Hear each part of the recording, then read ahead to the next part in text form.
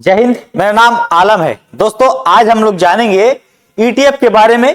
ETF क्या होता है। बहुत सारे लोग मुझे रास्ते में पकड़ पकड़ के पूछते हैं कि ईटीएफ के बारे में तो आप वीडियो बना करके बताते हैं, लेकिन कभी हमें यह समझाइए कि ईटीएफ क्या होता है, आखिर इसका चलन क्या है, ये कैसे काम करता है, इसमें लगाए हुआ पैसा कैसे बढ़ जाता है। अगर आपके मन में भी इसी तरह का क्वेश्चन है तो आज के इस इंटरेस्टिंग वीडियो में आप बने रहे। इस वीडियो में आपको पूरी तरीके से बताऊंगा कि ईटीएफ क्या है, ईटीएफ कैसे काम करता है और आपका ईटीएफ में लगाया हुआ पैसा किस तरीके से बढ़ जाता है। इस वीडियो में आपको पूरी तरीके से एक एक करके आपको जानकारी मिलने वाला है, तो वीडियो को आप एंड तक देखिएगा। वीडियो बहुत ही ज्यादा इंटरेस्टिंग होने वाला है।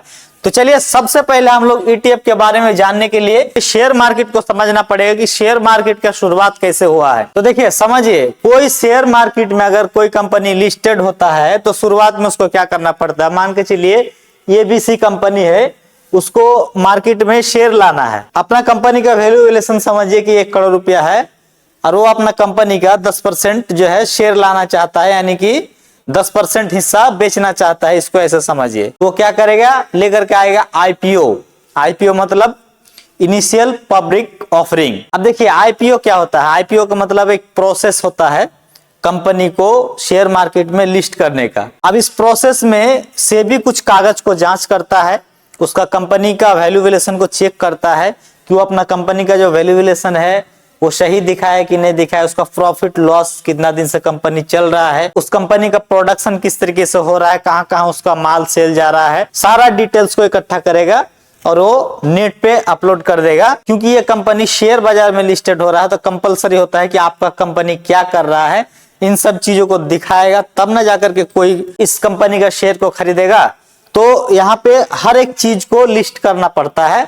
तो सेबी सारे चीज को जांच पत्तर करके उसको पब्लिश कर देता है, कंपनी लॉस में है वो प्रॉफिट में हो। और उसके बाद आता है आईपीओ। आईपीओ आने के बाद क्या होता है, देखिए मान लीजिए कि 1 करोड़ का 10% ये कंपनी अपना शेयर हिस्सा बेचना चाहता है। तो यहाँ पे समझिए कि 1 करोड़ का ये कंपनी है तो 10% उसका हो जाता है 10 लाख रुपया। तो 10 लाख रुपया का क्या करेगा, सेबी के पास जाएगा और वो क्या करेगा, एनएससी बीएससी के पास वो जो शेयर है वो लिस्ट कर देगा।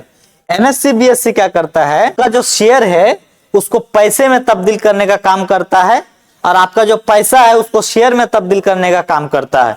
इसका मेजर काम वही होता है। एनएससी का मतलब होता है नेशनल स्टॉक एक्सचेंज, बीएससी का मतलब होता है बॉम्बे स्टॉक एक्सचेंज। इसका बेसिकली काम होता है कि एक समझिए एक दुकान टाइप का है, ये शेयर को एक्सचेंज कर देता है। मान लीजिए कि आप इसको पैसा दिए, उसके बदले में ये शेयर आपको दे दिया, है ना। इसका इतना ही काम है। और ये क्या करता है, मार्केट को मेंटेनेंस करता है। जैसे कि मार्केट का प्राइस बढ़ गया, नीचे आ गया, ऊपर चला गया, हर एक सेकंड का फ्रीक्वेंसी ये कैच करके ऊपर नीचे करते रहता है। कोई कोई कंपनी में देखते हैं ना, हड़ाक से एकदम शेयर बढ़ जाता है, कोई कोई कंपनी में एकदम हड़ाक से गिर जाता है। तो कंपनी का एक एक चीजों को ये समझ करके वहां पे उसका प्राइस को ऊपर नीचे करता है। जैसे जैसे डिमांड बढ़ते जाता है वैसे वैसे उसका प्राइस बढ़ जाता है, जैसे जैसे डिमांड घट जाता है वैसे वैसे उसका प्राइस घट जाता है। इसी तरीके से ये चलते रहता है। अब देखिए मान के चलिए एबीसी कंपनी का शेयर मार्केट में लिस्ट हो गया और इसका प्राइस 1 रुपया रखा।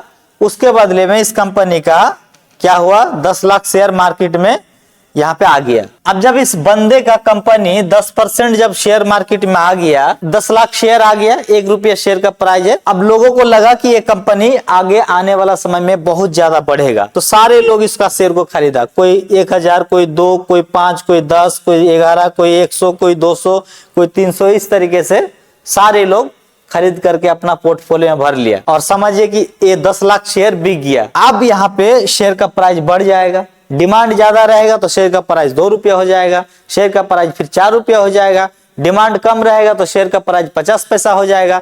इसी तरीके से शेयर मार्केट में ऊपर नीचे होते रहता है ना।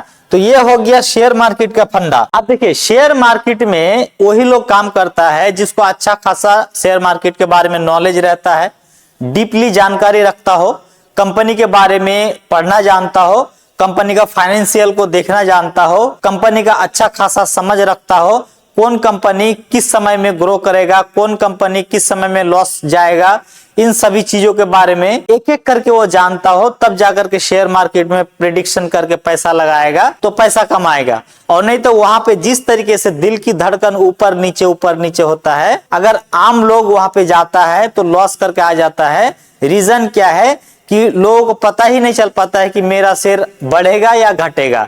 तो यहाँ पे लोग कंफ्यूज में आ जाता है, जिसके कारण क्या होता है कि कोई अगर शेयर को अगर खरीदता भी है तो वहां पे क्या होता है, थोड़ा बहुत नुकसान दिखाता है तो वो बेच करके भाग जाता है। तो इस सिचुएशन में आपको क्या करता है, नॉलेज आपका काम करता है। लेकिन बहुत सारे जो फंड मैनेजर स्मार्ट लोग थे, वो लोग क्या किया, वो लोग सोचा कि भाई ये तो बहुत बड़ी दिक्कत वाली बात है। अब मान के चलिए कि एक बंदा है, इसका काम है कि भाई हमको खाली मार्केट ही देखना है, दिन भर उसको मार्केट में ही देखना है, तो इसको नॉलेज है। तो इसको क्या किया, एक कंपनी ने सैलरी दिया और इसको हायर किया कि भाई तुम आ जाओ मेरे पास, आपको 50,000 रुपया, लाख रुपया महीना देंगे, आ जाओ, हम एक फंड बनाएंगे। हम जो फंड बनाएंगे उस फंड में 1 करोड़ रुपया आपको हम देंगे और इसको आपको हैंडल करना होगा। तो ये कंपनी क्या किया, एक फंड बनाया यहाँ पे 1 करोड़ रुपया का, और इसका प्राइज वो रख दिया 10 रुपया, है ना।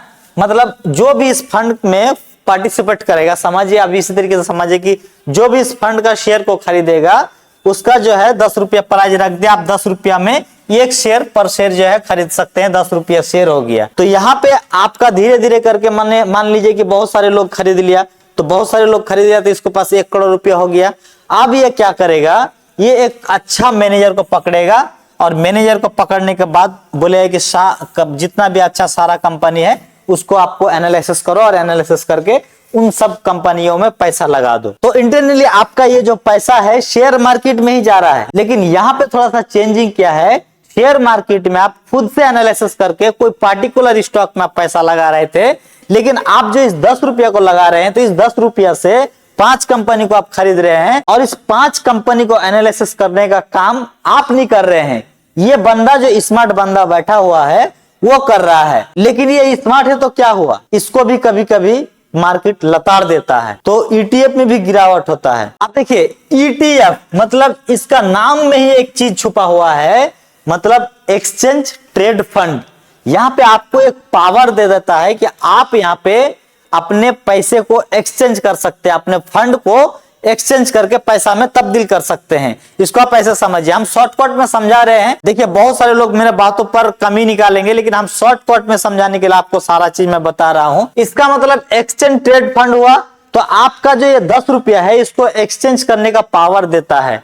अब जब भी आपका शेयर का प्राइस जो भी रहेगा मार्केट के हिसाब से आप इसको बेचिएगा तो आप एक्सचेंज करके पैसा ले सकते हैं। अब आप ये बोलिएगा कि ये जो पैसा लिया तो ये पैसा लेकर के हमारा पैसा तो यहाँ पे लगा दिया, तो ये हमारा पैसा को कैसे रिटर्न करेगा, समझिए। देखिए इसके पास 1 करोड़ रुपया है, आप दिए 10 रुपया, तो यहाँ पे जो 5 लोग दिया है ये सारे लोग तो एक साथ नहीं बेच देगा। अगर सारे लोग बेच देगा तो सारा पैसा इसका खत्म हो जाएगा, फंडे खत्म हो जाएगा, फंड छोटा हो जाएगा। तो यहाँ पे क्या होता है, फंड साइज जब बड़ा होता है तो ये सारे लोगों का पैसा रहता है, तो कोई बेचते रहता है, कोई खरीदते रहता है। जब इसका डिमांड एंड सप्लाई ज्यादा हो जाता है तब क्या होता है, इसका प्राइस तेजी के साथ बढ़ने लगता है।